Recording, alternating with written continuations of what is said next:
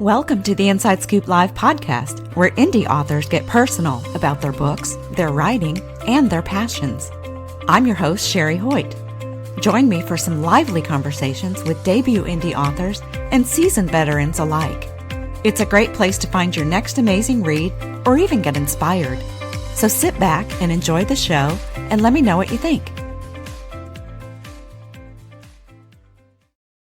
Hi everyone, Diana Tuorto is here today to talk about her latest book, Miss Alberta, Feline Barn Manager. Based on the true story of a feral barn cat, Miss Alberta is torn between the outdoor world she knows and the desire to live with her special human, Mama. And we'll learn all about Miss Alberta in just a moment. Before we get started, here's the inside scoop on the author. Diana Tuorto is a Buffalo, New York-based children's author. A graduate of the University of Pittsburgh with a degree in English writing and history, Diana is also an active animal rescue volunteer and serves as vice president of a small nonprofit horse rescue. She shares a small farm with her husband, horses, and cats. Diana started writing her first children's novel at the age of 12. Most of her books are written from a horse's point of view. Diana has a total of 6 books, 3 middle grade novels, 2 picture books, and 1 easy reader, all featuring a horse or a cat as a main character. And you can learn more about Diana Tuorto and her work at www.horsebooksforkids.com. Well, hi, Diana. Welcome to Inside Scoop Live. Thanks so much for having me, Sherry. I appreciate it. Why don't you start us off by telling us a little bit about Miss Alberta, Feline Barn Manager? Absolutely. So this is my second picture book that I've ever done. It's a book based on the true life of a feral barn cat I used to have. And basically the story is about a barn cat that is getting attached to somebody that she calls Mama. It's a human that comes to her barn and just gradually over time is interested in kind of coming inside the house to live with that person, and just kind of all the obstacles she has to do to make that step forward, including a dog that's very scary to her. So the book is basically just about her journey to kind of make that change. Oh, wow. Yeah. So what was the inspiration behind the book, and how closely does it mirror the true story of your cat? It is pretty close. So I had a feral barn cat. Her actual name was Miss Fat Albert, based on the 80s cartoon character. Yeah. And the cat lived out there for at least 5 years. It might have been out there even longer. That was the period of time since we owned the house. And this cat was at the beginning was extremely terrified of people, would only kind of poke her head around corners, and then gradually she became almost like a house cat that lived outside. She didn't really see the dog so much. I had a dachshund dog at the time. And when she did see him, she was scared of him, but she didn't see him as often as in the book. But as far as the journey of the cat going in the house, that's pretty accurate. We ended up catching the cat in a carrier at one point when she just sort of had relaxed enough many years later. But she did walk up to the house a couple of times and kind of express interest in going in. So that's kind of how I got the inspiration of that part of the story. Oh, I love that. I'm definitely a cat person, so the story appeals to me. Yeah. Now, so Miss Alberta, she's kind of torn between the two worlds, it sounds like. So how did you approach writing about her? Well, first, the internal conflict of a cat, and and what does it represent for readers?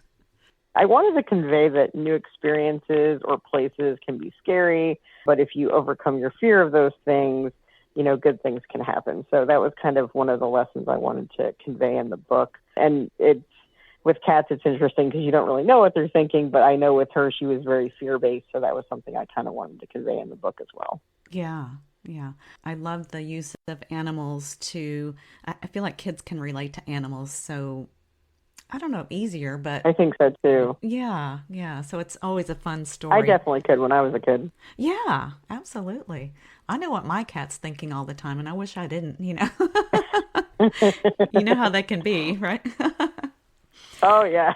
I have 7, so. Oh, my goodness. Wow. Yeah. This is what happens when you live in a place with a barn, is that people drop off their cats. It's horrible, and with all the rescues being full, we've adopted a few cats out, but then some of them are just in the state that they're not as adoptable. So we went from having, I think most we used to have is 3 or 4, and then the pandemic hit, and all of a sudden I ended up with 7 cats. So that's where we are now. Yeah. So, what prompted you to focus on themes of fear, trust, and overcoming obstacles?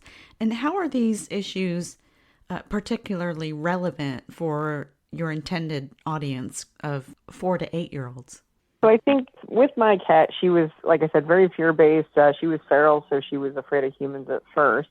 I definitely thought, I wanted to tell her story, but I also thought that it could help young children. I was looking back kind of myself. I was really shy as a child, so I could definitely relate to that and just being more scared of things and new experiences. And just seeing it in my friends' kids and other, kids that I work with. So that was something I kind of thought that would maybe be helpful for them, especially looking at it from maybe a cat's point of view. Mm-hmm. Yeah, yeah. I know I'm going to buy this book for my granddaughter because she's 3, and well, Oh, okay. she'll be 4 in April. Um, but when they're 2 to 3 and they're fearless, and now she's starting to grow up a little bit, and she has a little fear, I noticed, and Okay. we're like, and not big fears, but just like, well, can you come and do this with me, BB? Because she's just a little timid, I Sure. guess, Yep. So I That's think it's, exactly how I was, so I can totally relate to that. Yep. yeah. And so I think it's a great lesson and a way to help them overcome obstacles. Thanks. So how do you think children's books can help kids understand complex emotions and learn about friendship, even like when the friendship starts off somewhat challenging? Yeah, I think it's always helpful when you can learn from someone else's experience. I wanted to call that out particularly in the book, just because someone looks different or acts different or even sounds different in the case of the dog than you, that you can have, something in common with somebody as long as you give them a chance. So by taking that chance, whether you're a child or in this case an animal, it can be scary, but it's all about taking that first step. So that's really what I wanted to focus on through a lot of this book. Yeah. And it's a great age to instill those things because kids are like sponges and they're just open to so many more things, I think, until they learn more about the real world anyway. Oh, for sure. Yeah, absolutely. So, how did you do writing the story? Like, how was it? How did you balance like creating a wonderful story that's engaging for children, but also, conveying those deeper emotional life lessons? Well, if I've done that, I'm glad because it's always something you kind of question yourself on. So when I started out, I started my first book when I was 12 years old. So I used to write middle grade novels, and it's taken some time to kind of get used to the whole, like, you can say a lot without having a lot of action and conflict. So at first, when I was writing the story, I went, "Oh, is this enough? Just the story of this cat trying to go to a house and having this dog as a barrier." But the reaction I've gotten from small children has been really positive, and we've done some local story times and things, and the kids are really riveted by it, and that really just touches me that they're actually that engaged with it, because I was kind of worried about that. So, and like I said, the life lessons that I really wanted to kind of focus on were the overcoming the fear, and also just accepting people that are different than you. Especially everyone's always got things in common, no matter what they look or sound like. So I kind of wanted to stress on that. But I'm glad that it seems like, at least from the children that I've read the story to, that they seem like they're pretty engaged with it, which is nice. Mm-hmm. Oh, I want to hear what it's like to go from writing middle grade to picture books. You It's know, kind of jarring. yeah, picture books look so easy. Oh, it's just a short 20-page story, but it's hard. It's so much harder, I think. And honestly, with picture books, it's so much shorter because you can just, it's not such a long process. When I was doing the middle grade books, they would take years. There was one book I was workshopping for 10 years or something like that, on and off. With the picture book, it's a lot quicker, but at the same time, you have to be so concise, and you have to, every page counts so much. So I think that's definitely something that, everyone thinks it's so easy, but for me, it can actually be more challenging, I think. I think it would be for me too. It's just trying to get everything across in like what, 500 words or less, or about 500 words or so. Exactly. Yeah, yeah. Yeah, and you have to watch which language you're using. Are they going to understand these words? So that's why I've always used writers groups and people that, have young children as a sounding board in those age categories, because, there's just times that you can be writing something and then it's not quite where it needs to be until you realize, that you've workshopped it with those people. Mm-hmm. One thing that picture books have, of course, are the pictures. And so that kind of Yep. tells a deeper part of the story. and, almost a separate story or just enhances the written word. Tell me about your collaboration with your illustrator. What was it like working with her and bringing your story to life with the pictures? It was great. So the artist is Ava Bucci. She's a local high school student here in Lockport, New York. I actually met her through a local gift shop that I do a lot of my book signings and readings at. It's called Artisan Alley. It's actually in Newfane, New York. And she was an art student of Rhonda, who's the store owner. And I remember going in one day, and I think we were getting ready for a book signing for one of my other books. And I said, I have this new book, and I don't know who to use for the illustrator. And do you happen to know anybody, that's looking to do this kind of thing? And she goes, oh, you should talk to Ava. And they were doing a student art show at the time. And Ava had this painting of a pig that's like the most adorable pig you've ever seen in your life.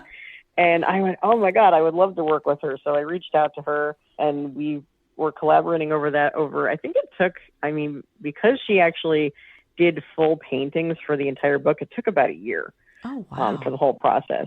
But she was so diligent about it. And basically what I did was I created, a Word document with all the content and basically shared it with her. And she would just ask questions here and there. But mostly I just said, read the description and paint based on what you see. And every painting was just more beautiful than the next. So it's been really great working with her. I would definitely work with her again. Wow, that's amazing. A painting for each. Yeah, I was wondering what the process kind of looked like. Did you map out the wording goes with this 2-page spread, or it kind of sounds like... Yeah, that's exactly what we did. Yeah, I just had a Word document and said, okay, this is page 3 to 4 or whatever it's going to be. And then she would just paint a painting based on that. But it was a lot of work. In the past, I've worked with people that have done either like pencil or mostly illustration, I would say, versus painting. But she did a painting for every single 2-page spread that we had. So it was a long process. Oh, wow. That's beautiful, though. Wow. Because her paintings are amazing. How old is she? I love her paintings. She is, I don't want to misspeak, but I think she's 17 this year. Wow. Okay.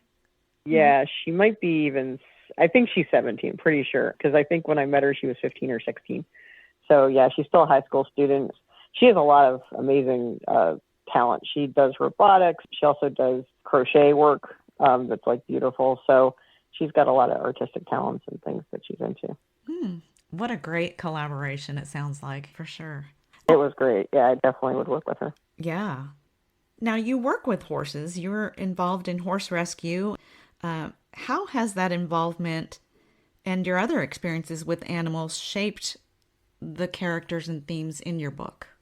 I'd say the biggest thing is I always want to make sure animals have a voice. They can't speak for themselves. Mm-hmm. So, obviously it's pretty obvious probably, but my favorite book when I was a child was Black Beauty. So I was, I just love that the whole first person from an animal's point of view. And I think other than one of my books, they're all told from an animal's point of view, mostly horses, but cats was something I wanted to get into, especially after my cat passed away. That's the main character of this book, is when I decided to write the story for her. Oh.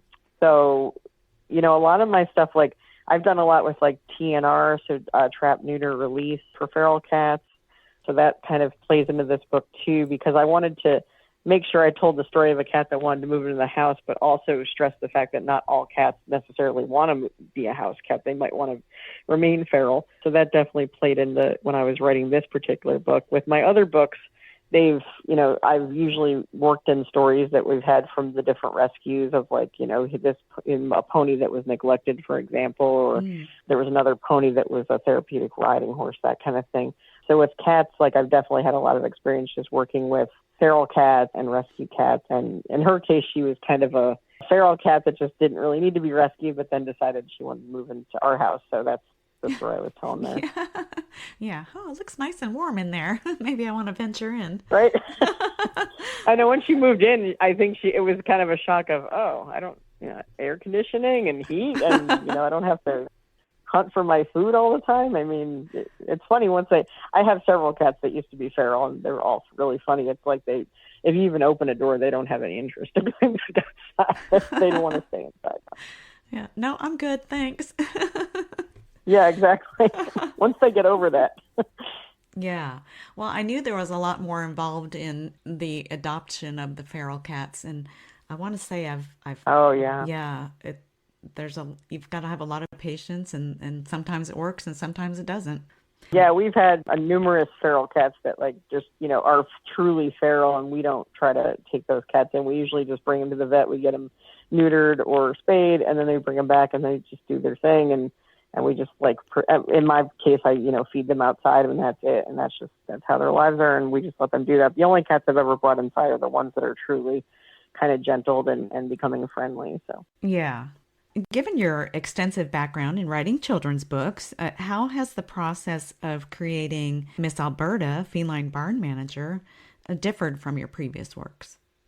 Sure. I would say, obviously, you talked about the difference between the middle grade and the picture books a little bit, but I would say the other difference with this particular book is that I was writing kind of a true story, whereas the majority, I would say all my other books are fiction, like completely fiction. They're not based on any truth at all, really, other than experiences that I've worked into a story. This one, I kind of wanted to do as a tribute to my cat that passed away. So that process was a little bit different, was just trying to make sure I hit on kind of her personality, also my dog's personality, and just that experience of, what I would think that it would be like for her coming into the house. So that process was definitely different than any of the previous books, because even though I think I had one of my other picture books was about a late horse that I had and kind of a fictionalized version of what happened to her, this was the most like true to life that I've written. Mm-hmm. Yeah. So this is your second picture book, you said? It is, yes. Okay. Yeah. And the rest were middle grade. Okay. So now animals bring such joy to our lives. How does the theme of joy and enrichment that animals bring to our lives affect young readers and their understanding of the human to animal relationship? That's a good question.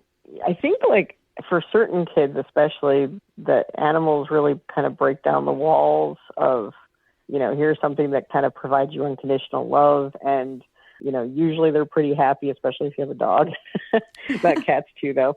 So I don't know. I think it's, especially speaking from somebody who was definitely shy as a child, I think they just have a way of kind of being more easily relatable than maybe meeting a person on the street than, with cats and dogs and horses too. And there's just something about, being able to interact with them and being able to, take care of them and have them just be very grateful for that. So I think that might be something that children relate to. Mm-hmm. Mm-hmm. You talked a little bit about some feedback you've received. Can you give us an example? Is there anything like that has been most memorable that you've received from a young reader or their parent about Miss Alberta?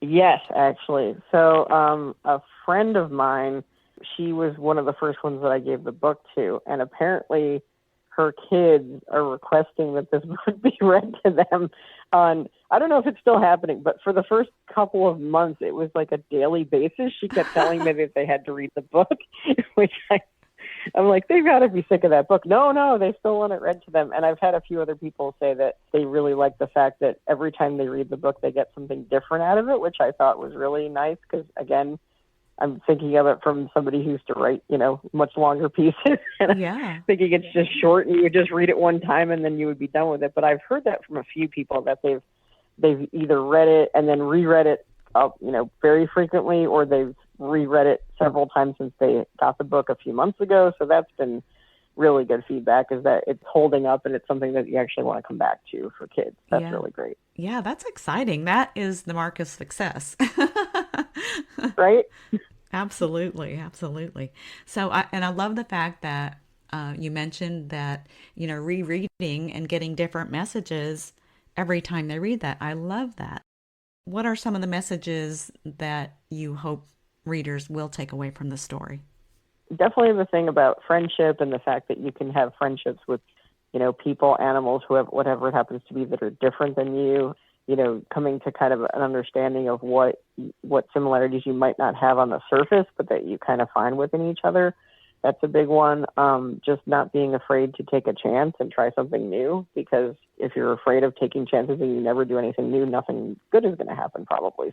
So those are kind of the two big ones for sure from this book. Yeah. Now, I guess looking back on your journey, your entire writing journey of writing and publishing, what's been most rewarding for you? Oh, wow. I mean, this book is up there for sure, because It was a great process going through with Ava, having like personalized paintings for each page. Mm-hmm. That was a really great process.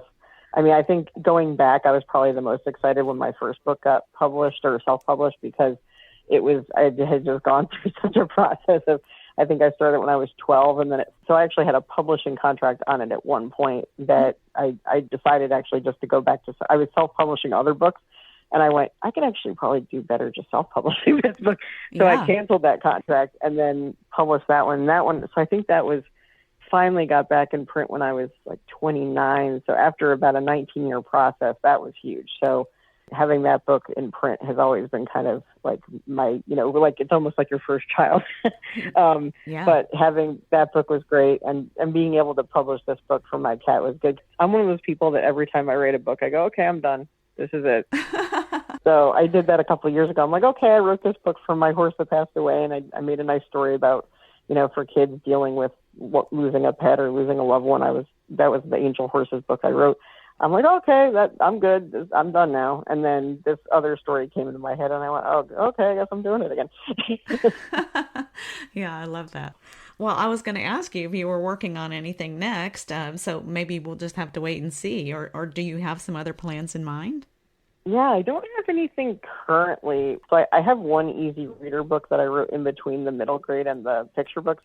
And that one actually came to me from a horse rescue in South Carolina. They contacted me specifically about that. So I've had some people kind of reach out to me. Yeah, and that was a great story to do for them.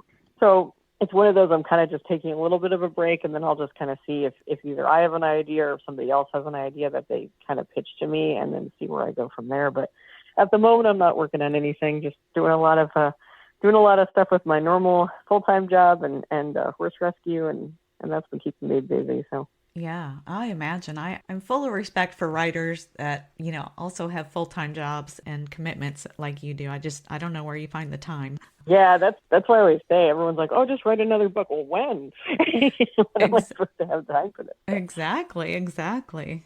So, in your opinion, how important is children's literature in shaping young minds, particularly in their formative years?